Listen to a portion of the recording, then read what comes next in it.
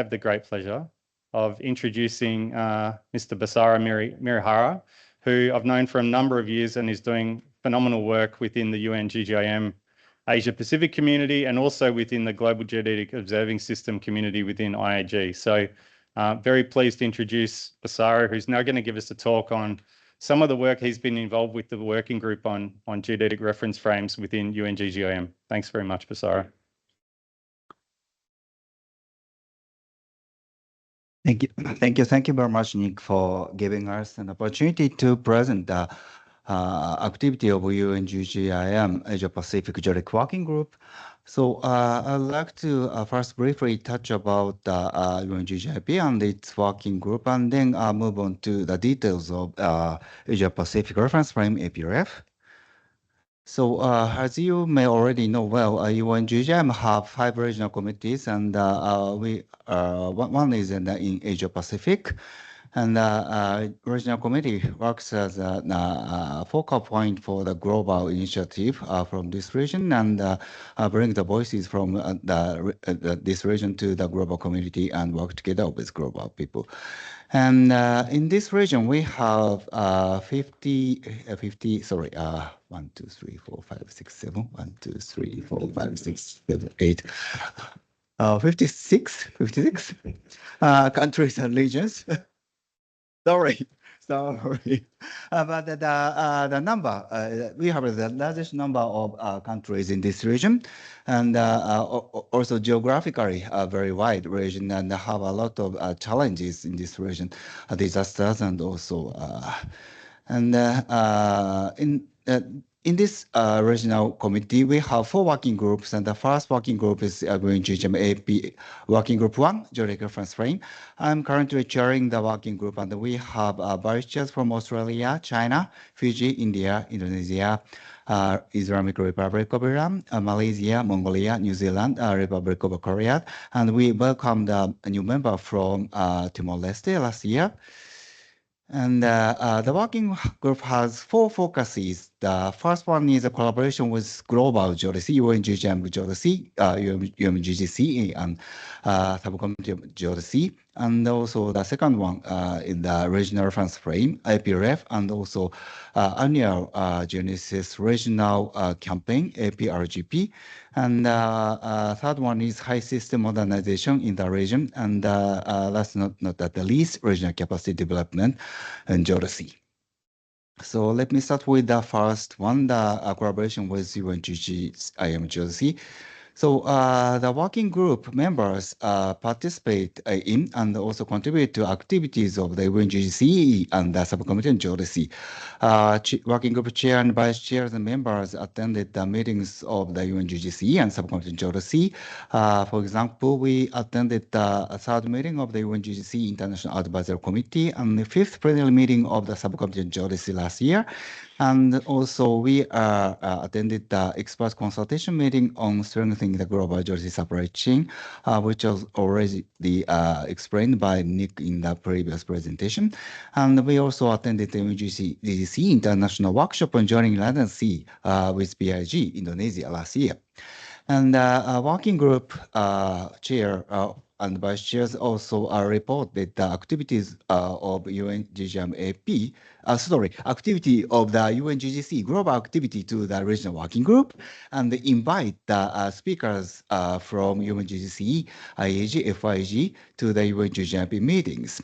Last year, we have an UN-GGIM AP plenary meeting in India. We had an working group annual session, and also we held a capacity development workshop co-organized within IAG and FIG and the Survey of India. So the working group acts as a contact point and a gateway to the global geodetic community from this region. And so, for example, the 3rd meeting of the UN-GGCE International Advisory Committee and the 5th plenary meeting of the subcommittee on geodesy early this year, we have participants from Australia, China, Fiji, India, Japan, Mongolia, Singapore, New Zealand, Republic of Korea to this meeting. And the next one is regional reference frame. This is the main point of my talk today. Asia Pacific reference frame. The most important point of this frame is already well explained by Nick. But I would like to continue the main point and details again to show you the value of this frame for the region and also global community. As Nick already mentioned, this project is joint initiative between UN-GGCE Asia Pacific and also International Association Geodesy. Asia Pacific reference frame is an regional geographic reference frame realized by continuous GNSS observation of over 1,100 stations from over 70 organizations across 39 different countries and regions. The purpose of this frame is densify international terrestrial reference frame and improve access to international ITRF. And data are routinely processed by 3 local analysis centers, which is an Office of Surveyor General Victoria, Australia, Institute of Geodesy and Geophysics, Chinese Academy of Science, and of course, Geoscience Australia and Geospatial Information Authority of Japan will be soon the 4th analysis center. The products of the GSR of Japan is now under evaluation. And the station coordinates, weekly solution, and long-term velocity is made openly available. And APL solution have been transitioned to ITRF 2020, IGP 20, IGS realization of the ITRF since February 2nd, 2025. So the APRF is now fully consistent with GPS GNSS international frame. And the report of APRF details, technical details, and history of APRF are available at this URL. The report was very well organized and well written. And I would like to go through the APRF project background. As Nick already mentioned about the value of positioning technology and increasing demands of positioning services, but now the use of positioning technology is now growing rapidly, and demands is also increasing. So these users have a need for centimeter level or better geodetic infrastructure. To provide this, the Asia Pacific region needs a consistent, continuously refined, and easily accessible reference frame. APF was mandated by Resolution 1, Regional Geodesy of the 18th UN Regional Cartographic Conference, UNRCC, for Asia and the Pacific in October 2009, Bangkok, Thailand. And APF is also endorsed by the International Geodesy Service, UN-USA, and the International Federation of Surveyor, FIG. And the broad objective of APRF is to create and maintain a densely realized and accurate geodetic frame based on continuous observation and analysis of GNSS data. In short term, the project aims to encourage the sharing of GNSS data from cores in the region and provide authoritative coordinates and their respective velocities. And as already mentioned, joint initiative between the UN-GGCE Asia Pacific and the IAG. And APRF organizational structure, APRF is a collaboration of Geodetic First Frame Working Group of the United Nations Global Geospatial Information Management for Asia and the Pacific, and IAG Subcommission Regional Reference Frame 1.3E, and the Central Bureau of APRF within Geoscience Australia functions as the day-to-day coordinating body. And specifically, the Central Bureau ensures that APRF products are made available to the global community. So a weekly solution and a velocity field and other related products are made available by effort of Central Bureau.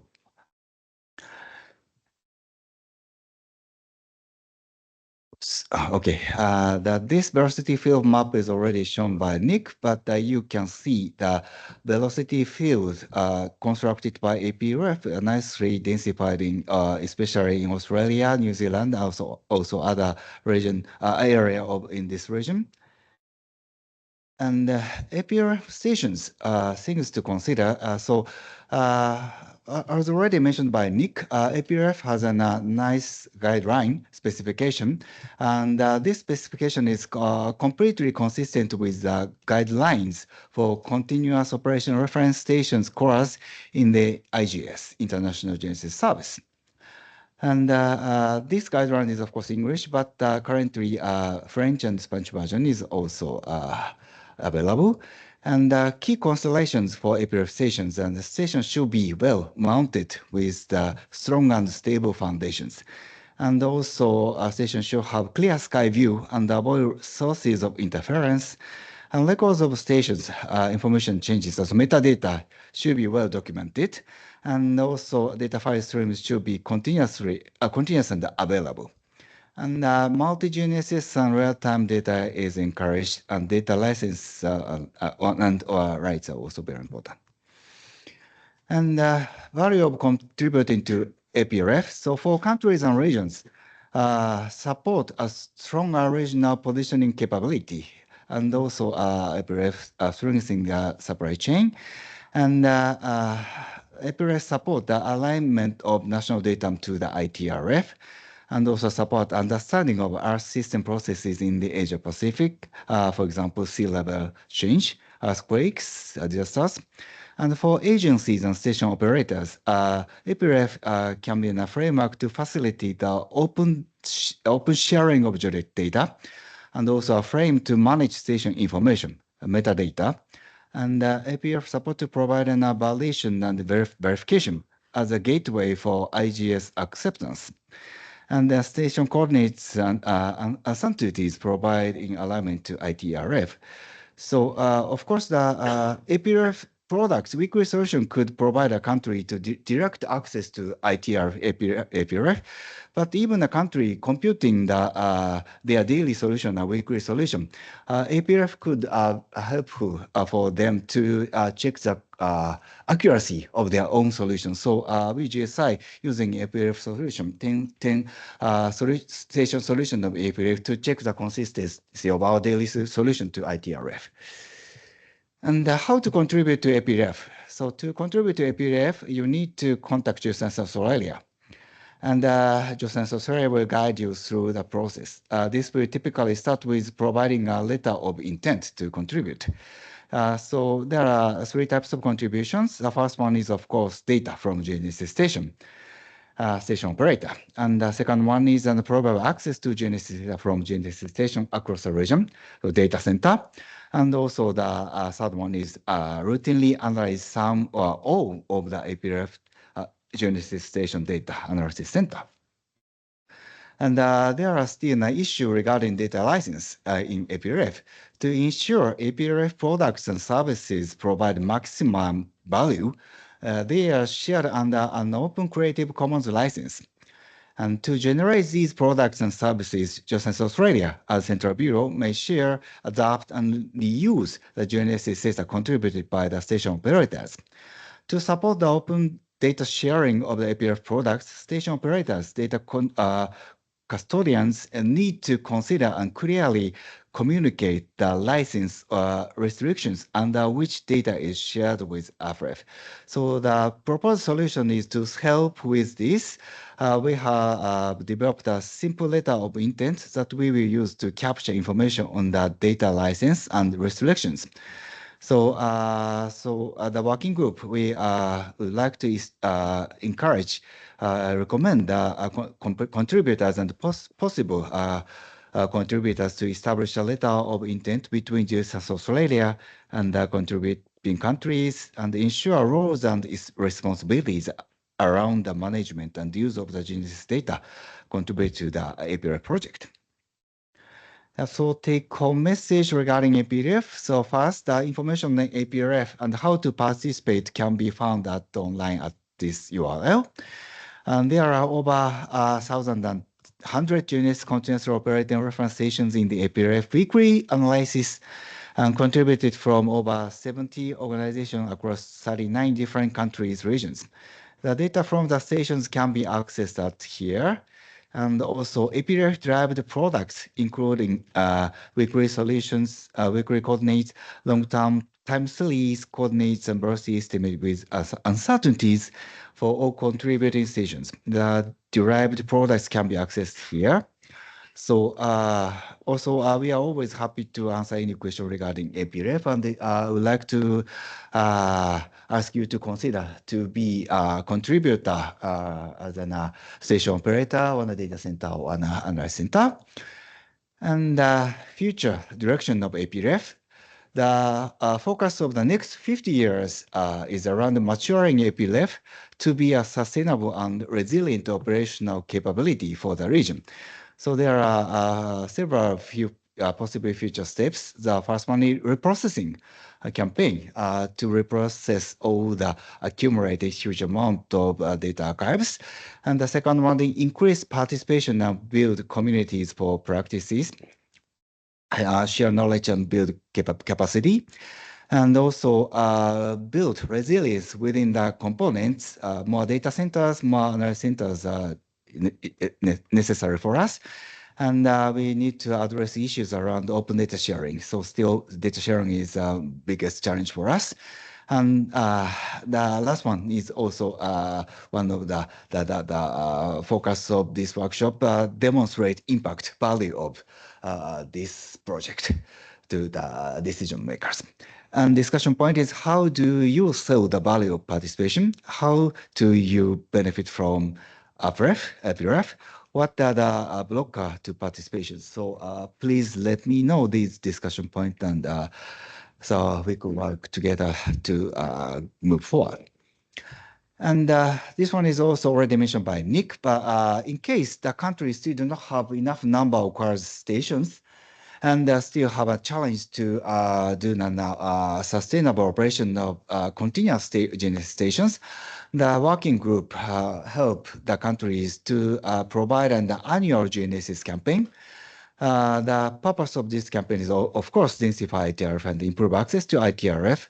All data analyzed by Geodesy Australia, and then the analysis report is distributed each year. So the countries participated in this APRGP project can get an ITRF coordinates in this report.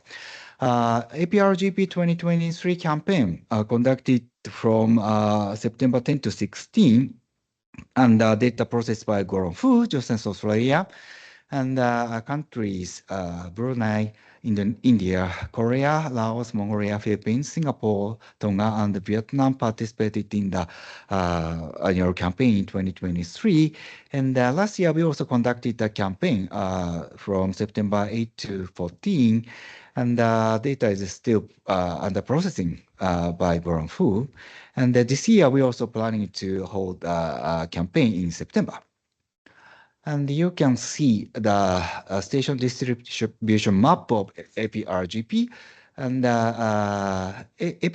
APRF stations indicated by black triangle.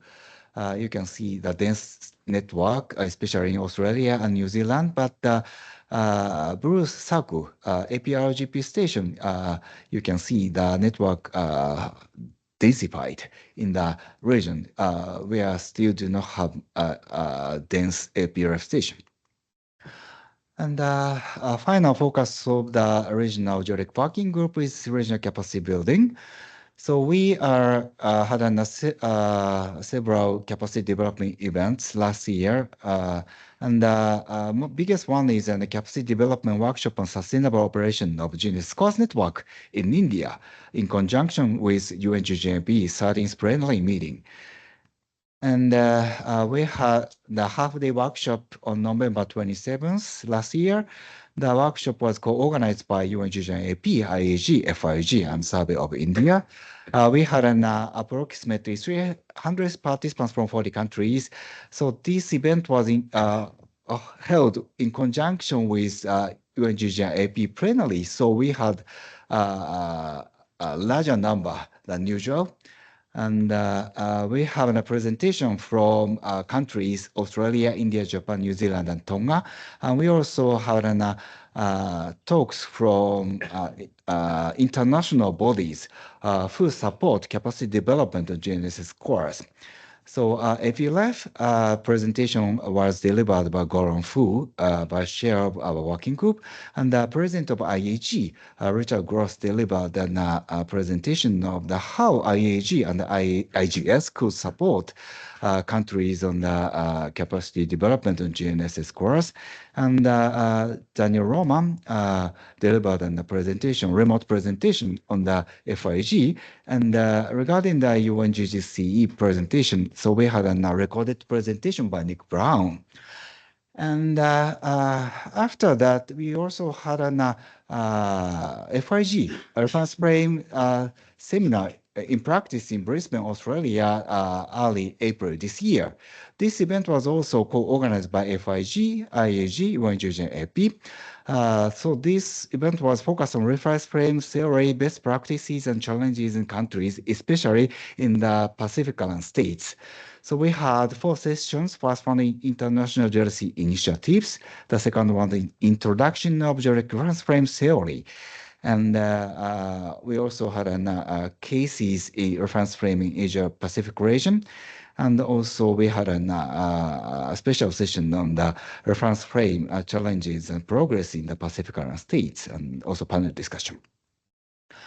And we are seeking as much capacity development opportunity in this region possible.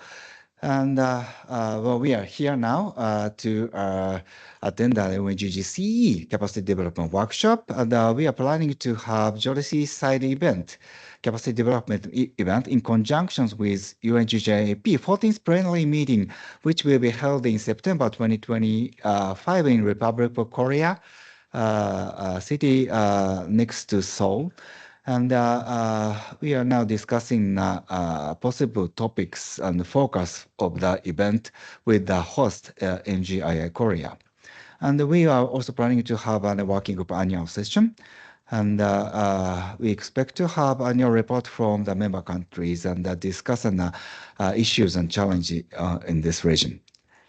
And as always, a working group always welcome any opportunities for geodetic capacity development. So please let us know if you have any idea how to do more capacity development in this region. Okay, so I did not touch any about high system modernization. So this is one of the more difficult challenge for us because so ITRF already have a very systematic, well-established frame, international frame, and IHRF already doing really nice and well-organized structure, but so we still do not have how can I say concrete process to be a part of this high physical frame. So we are now concerned to have more capacity development opportunity. So we are discussing with colleagues in Europe and seeking a possibility to invite experts on the IHRF to this region to learn more. But we still do not have much opportunity. So if you have any idea and any voices regarding this, please let us know too. Okay, thank you very much for your attention.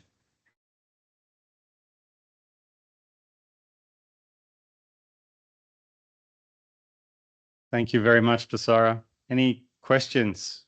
Sure, there must be some for Basara. Thank you.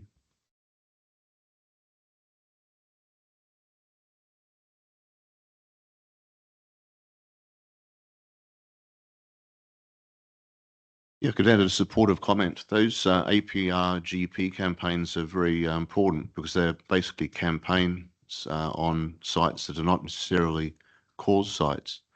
So this densification of the APREF using campaign data is actually very, very valuable, especially for developing a velocity field.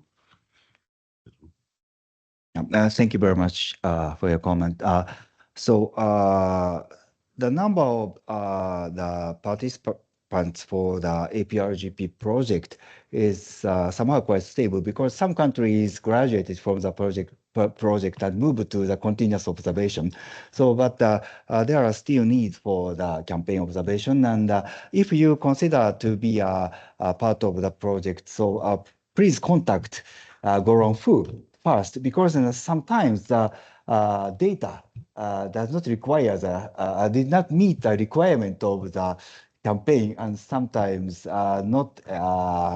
not have enough performance. So if you consider to be newly to be a part of the project, please first contact the Goron Food Johnson Australia to check the your station specification is enough consistent to the requirement of the project. And do you know when the announcement will be made about the 2025 campaign? I'm assuming that it's going to be early September again. Is that right? Yes, usually the second week of September, but I will ask Goron and make sure when it will be happen this year. If you can let us know when you find out, we'll try and advertise it through this group, because I think particularly as you mentioned for Nepal, I think it would be great if you know ahead of time when that campaign is going to be. If it's second week of September and you're planning to do a campaign, it would be highly beneficial to align it with that. So that way all your data can be processed in connection with APREF. I think that would be great. All right. Thanks, Basara. Any other questions?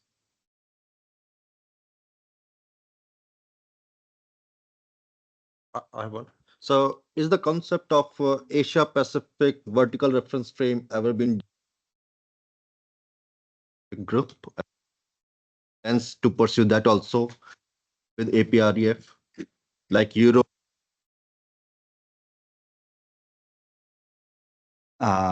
So we still do not have any practical realization of the frame in this region because now you may know well, but the physical frame is actually not the networks. So this is a single point with enough precise geoid and the physical frame. So so our main point is not the sharing of the height system, but maybe the capacity development, support of capacity development of countries, and let them know what is a necessary component to realize physical frame in the countries.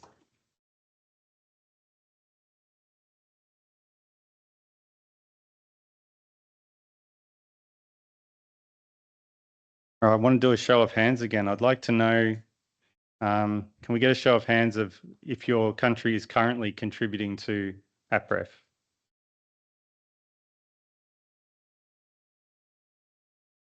Okay, so, all right, now put your hands up, but put them up very high so I can see them if you're not contributing to APREF. Okay, so we've talked about Nepal, and I think that's great that you now understand. I hope you understand it better and see the value of that connection. Sorry, who else was there? Singapore. I'm interested by that. Do you know why Singapore doesn't contribute? Victor, please correct me if I'm wrong, but I think the main reason is the data. So we sell the data. And so one of the reasons is that the data needs to be freely available, downloadable by whoever. We do participate in the APRGP though every year, but not the APREF. Yeah, thanks. Yep, that's good to know. Yes, please. Thank you. Thank you so much, sir. I have a question. Do you have another data processing session under your working group? If you have the data processing session, which countries, including the data processing under Mr. Goran, because we have to send just only data, matching the templated, send to FTP server. We couldn't that data processing work. So I'm interested in the data processing working. Thank you. So, sorry, let me make sure what your question is. So your question is, you need more campaign sessions other than September one. Yes, you are mentioned the on presentation the 2025 February in new IT Rep 2020. Yeah, this last year maybe processing that including the 1,100 GNS course collecting the data. then purchasing the resulted the ITRF 2020, maybe. I think that. So we last 5 years sent to just only GNS GPS weak data sent to FTP server. We couldn't processing the data processing. I don't know how to processing GNS data then results the ITRF 2020. So, sorry, I'm still not sure point of your question. Maybe we can talk later. Okay. Okay. I couldn't that some more explain. I would like to join into processing data processing. Yeah. So you want to have a capacity development on Genesis data processing. Okay. Okay.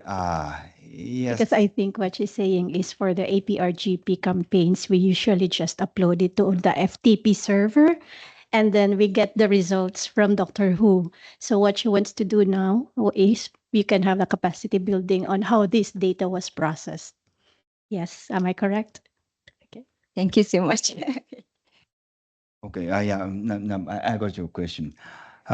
So under the current scheme of our working group, it's a bit difficult to have enough time to train, actual training for processing, but maybe we could connect people who can provide the support to the capacity development of Geodesy data processing. So let's discuss with Goran and other colleagues and seek possibility. Yes, to add, actually, that's one of the topics that's also being raised among our group in the course network in the ASEAN, because there the focus is on how to process the data, but then there's limited training opportunities to do that. And I guess because 1 week is like a few days is not enough for you to fully capture and to fully understand the processing part. Yes.